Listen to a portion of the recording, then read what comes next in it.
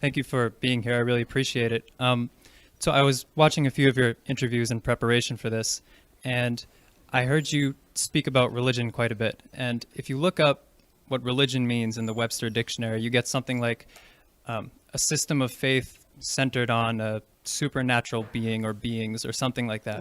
But I've heard you use religion to describe things like punk rockers, for example, that's a religious experience. So my first question would be, how do you define what is considered religious? And then sort of as a follow-up to that, if, say, Sam Harris... Religious is what you act out. What's that? Religious is what you act out. Anything you act out. Everything you act out is predicated on your implicit axioms. And the system of implicit axioms that you hold as primary is your religious belief system.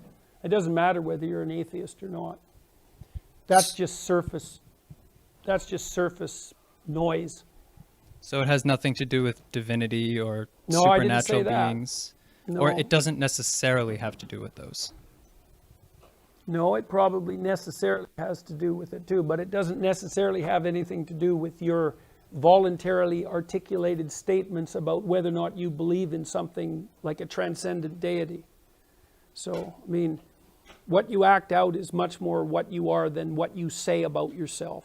And what the hell do you know about what you believe anyways? You're complicated, man. It's a fair question. Well, seriously, people are complicated.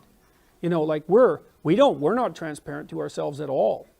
That's why we have to go to university and study psychology. It's like, you know, we're not exactly black boxes, but we are the most complicated things there are, right? And we can't even program our VCR clocks.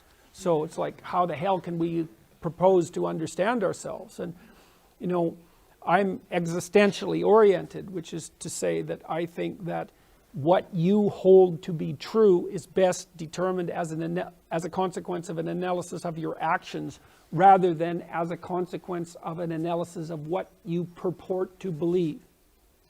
Now, in order to act, you can't act without a hierarchy of value, which I tortured the other poor questioner about. You can't act without a hierarchy of values because you can't act unless you think one thing is better than another. Because why would you act otherwise? So that means that you're embedded within a hierarchy of values, whether you know it or not, or maybe multiple fragmentary and competing hierarchies of value, which is all the worse for you, by the way, because it just makes you very confused. That hierarchy of values has an axiomatic, it's based on axioms.